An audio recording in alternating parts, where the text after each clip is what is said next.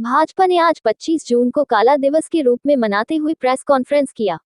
दुर्ग में नेता प्रतिपक्ष धर्मलाल कौशिक ने प्रेस कॉन्फ्रेंस कर सन 1975 में आज ही के दिन इंदिरा गांधी द्वारा देश में इमरजेंसी लगाने की घटना को याद कर आज 25 जून को काला दिवस बताते हुए कांग्रेस के कार्यकाल के बारे में जमकर हमला बोला। इसके साथ ही प्रदेश में काबिज कांग्रेस सरकार पर भी लोकतंत्र के खिलाफ भाजपा के नेताओं पर गलत तरीके से फर्क करने का आरोप लगाया। 25 तारीख जिस प्रकार से इमरजेंसी लगाई गए थे और लोकतंत्र का गला घोटा गया था, आज उसको याद करने के लिए कि भविष्य में ऐसी कोई स्थिति निर्मित ना हो कि लोग अपने अतीत को झांकें और अपने स्वार्थ के लिए इमरजेंसी न थोपे। जिस काम को इस देश के तत्कालीन प्रधानमंत्री इंदिरा गांधी ने अपने कुर्सी बचाने के लिए किया था, तो ऐसी स्थिति निर्मित ना हो, इसको याद दिलाने के लिए आज का ये प्रेस कॉन्फ्रेंस रखा गया। अच्छा, ये जैसे कि अभी 2014 में नरेंद्र मोदी की सरकार महंगाई पे मार पे आई थी, पेट्रोल की कीमत ज़्यादा पे आई थी। आज पेट्रोल की कीमत 100 रुपये के करीबन है और कच्चे तेल की कीमत 70 रुपये है, तो इस पर आपका क्या कहना है? केंद्रीय मंत्री लगातार इस विषय में बातचीत कर रहे हैं और उन्होंने आश्वस्त भी किया है इसका कुछ न कुछ रास्ता निकालेंगे और धर्मेंद्र प्रधान जी हमारे उसमें लगे हुए हैं, निश्चित रूप से उसका रास्ता कुछ न कुछ निकलेगा। समय से रेट लगातार बढ़ ही रहे हैं, गैस के दाम बढ़ रहे हैं। आप देख रहे हैं कि जिस प्रकार से अंतर्राष्ट्रीय स्तर पर चाहे वो पेट्रोल हो, डीजल हो या गैस हो, उसके आधार पर मूल्य निर्धारित की जाती है और जो रेट लगातार बढ़ रहे हैं आपके सामने में है।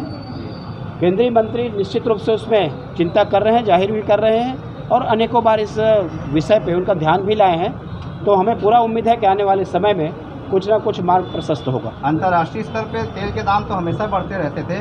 2014 के समय भाजपा ने इसको महंगाई पे मार किया और ये कहा था कि ऐसी सरकार को नहीं रहना चाहिए। अब जबकि महंगाई की मार हो रही है, बोल चुका हूँ, आगे बढ़ें। ये अभी जो छत्तीसगढ़ में धान के बोली जो खराब हो गई है, न केवल अन्न का अपमान है बल्कि अन्नदाता का भी अपमान है। भले सरकार खरीदी की है लेकिन वो धान सड़ना नहीं चाहिए। कहीं ना कहीं वो राष्ट्रीय क्षति है और इसका श्राप भी लगेगा। इसलिए मुझे लगता है कि समय रहते उसके कस्टम मिलिंग होनी चाहिए, स्टेकिंग पॉइंट में जाना चाहिए।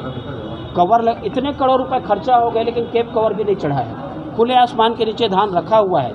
वास्तविक में जो और औने पौने में बाकी धान को जो ये नीलामी कर रहे हैं, एक प्रकार से छत्तीसगढ़ लगातार कर्जे की तरफ बढ़ रही है और जो खरीदे हैं उसको सुरक्षित भी रखने में ये सरकार नाकाम रही है। तीसरी लहर के बारे में आपका क्या कहना है और क्या संदेश है?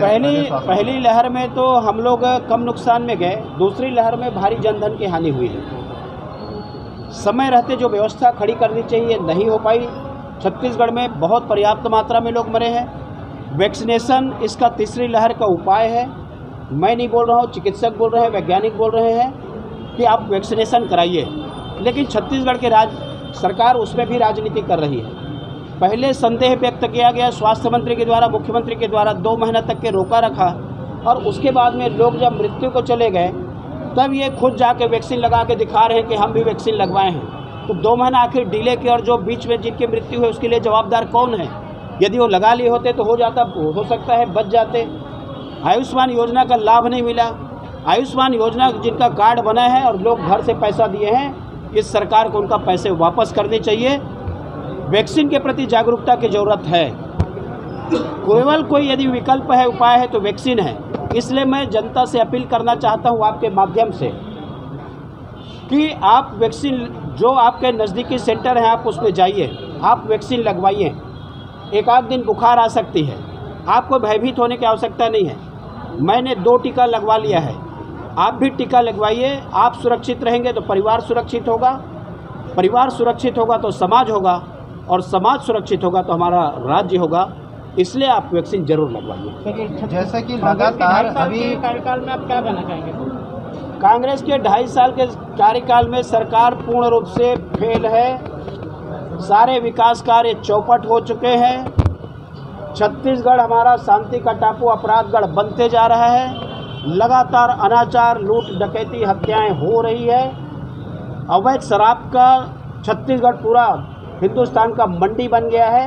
और सारे प्रदेश के अवैध शराब आके यहाँ पर खप रहा है। जिस प्रकार से ड्रग माफिया, भू माफिया, सैंड माफिया, कोल माफिया यहाँ पर सक्रिय है, इससे प्रदेश को बचाने की आवश्यकता है। धन्यवाद।